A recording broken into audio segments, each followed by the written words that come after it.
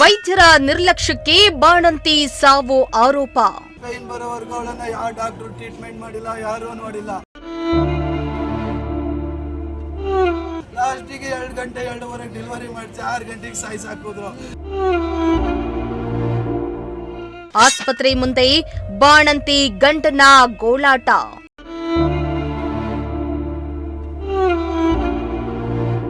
S, ವೈದ್ಯರ ನಿರ್ಲಕ್ಷ್ಯಕ್ಕೆ ಹೆರಿಗೆಯಾಗಿ ಕೆಲವೇ ಗಂಟೆಗಳಲ್ಲಿ 30 ವರ್ಷದ ಬಾಣಂತಿ ಸಾವನ್ನಪ್ಪಿದ್ದಾರೆ ಎಂದು ಕುಟುಂಬಸ್ಥರು ಗಂಭೀರ ಆರೋಪ ಮಾಡುತ್ತಿದ್ದಾರೆ. ವೈದ್ಯರ ನಿರ್ಲಕ್ಷ್ಯ ಮತ್ತು ತಡವಾದ ಚಿಕಿತ್ಸೆಯೇ ಸಾವಿಗೆ ಕಾರಣವೆಂದು ಆರೋಪಿಸಿ ಮೃತಳ ಕುಟುಂಬದವರು ಹಾಗೂ ಬಂಧುಗಳು ಸರ್ಕಾರಿ ಮಹಿಳಾ ಮತ್ತು ಮಕ್ಕಳ ಆಸ್ಪತ್ರೆ ಎದುರು ಪ್ರತಿಭಟನೆ ನಡೆಸಿ ನ್ಯಾಯಕ್ಕಾಗಿ ಆಗ್ರಹಿಸಿದ್ರು. ಹೆಂಡತಿ ಸಾವನ್ನಪ್ಪಿರೋ ಸುದ್ದಿ ಕೇಳಿ ಗಂಡನಿಗೆ ಆಘಾತವೇ ಆಗಿದ್ದು ಆಸ್ಪತ್ರೆ ಮುಂದೆ ಗೋಳಾಡಿದ್ರು. ಗಂಡನ ಗೋಳಾಟ ಕಂಡ ಜನರ ಕಣ್ಣಲ್ಲಿ ನೀರು ತರಿಸಿತು.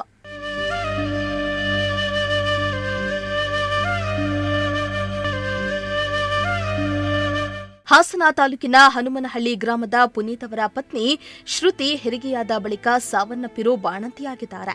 ಇನ್ನು ಮೃತ ಬಾಣಂತಿ ಶ್ರುತಿ ಚಿಕ್ಕ ಗಾಡೇನಹಳ್ಳಿ ಸರ್ಕಾರಿ ಪ್ರಾಥಮಿಕ ಶಾಲೆಯಲ್ಲಿ ಗೆಸ್ಟ್ ಟೀಚರ್ ಆಗಿ ಸೇವೆ ಸಲ್ಲಿಸ್ತಾ ಇದ್ರು. ಶ್ರುತಿ ಅವರನ್ನ ಹೆರಿಗೆಗಾಗಿ ಹಾಸನದ ಸರ್ಕಾರಿ ಮಹಿಳಾ ಮತ್ತು ಮಕ್ಕಳ ಆಸ್ಪತ್ರೆಗೆ ದಾಖಲಿಸಲಾಗಿತ್ತು. ಪ್ರಸೂತಿ ತಜ್ಞೆ ಡಾ ಸುಮಾ ಅವರಿಂದ ನಾರ್ಮಲ್ ಹೆರಿಗೆ ನಡೆದಿದ್ದು ಆರೋಗ್ಯವಂತ ಹೆಣ್ಣು ಮಗುವಿಗೆ ಜನ್ಮ ನೀಡಿದ್ರು. ಕುಟುಂಬದವರು ಆರಂಭದಲ್ಲಿ ಎಲ್ಲವೂ ಸಾಮಾನ್ಯವಾಗಿತ್ತು ಎಂದು ತಿಳಿದಿದ್ರು. ಆದರೆ ಹೆರಿಗೆಯ ನಂತರ ದಿಢೀರ್ ಆರೋಗ್ಯದಲ್ಲಿ ವ್ಯತ್ಯಾಸ ಉಂಟಾಗಿದೆ ಎಂದು ವೈದ್ಯರು ತಿಳಿಸಿದ್ದಾರೆಂದು ಕುಟುಂಬದವರು ಆರೋಪಿಸಿದ್ದಾರೆ. ತಕ್ಷಣವೇ ರಕ್ತ ಹೊಂದಾಣಿಕೆ ಮಾಡಿ ಒದಗಿಸಿದ್ರು. ಇನ್ನಷ್ಟು ಚಿಕಿತ್ಸೆಗಾಗಿ ಬೇರೆ ಆಸ್ಪತ್ರೆಗೆ ಕರೆದೊಯ್ಯಿರಿ ಎಂದು ಸೂಚಿಸಲಾಗಿದೆ ಎನ್ನಲಾಗುತ್ತಿದೆ.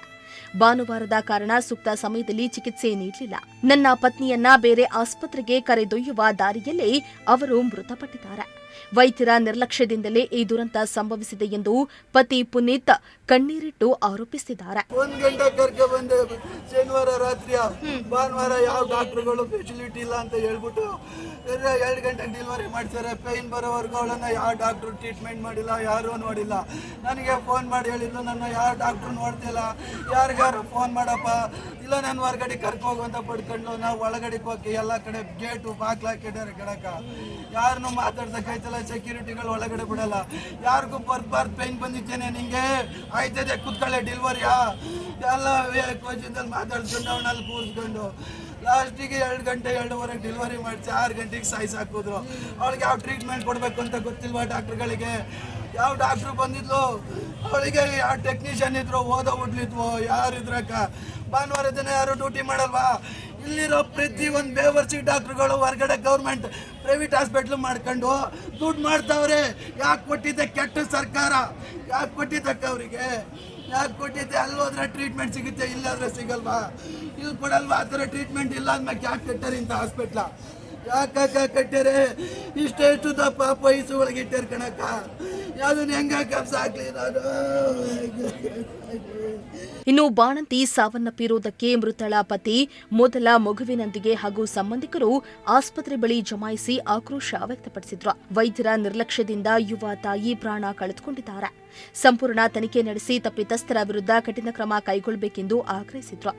ಮೃತಳ ಸಂಬಂಧಿಕರ ಪ್ರಕಾರ ಹೆರಿಗೆ ನಂತರ ತಕ್ಷಣ ಸೂಕ್ತ ಚಿಕಿತ್ಸೆ ನೀಡಿದರೆ ಈ ದುರ್ಘಟನೆ ತಪ್ಪಿಸಬಹುದಾಗಿತ್ತು ಎಂದು ಆರೋಪಿಸಿದ್ದಾರೆ.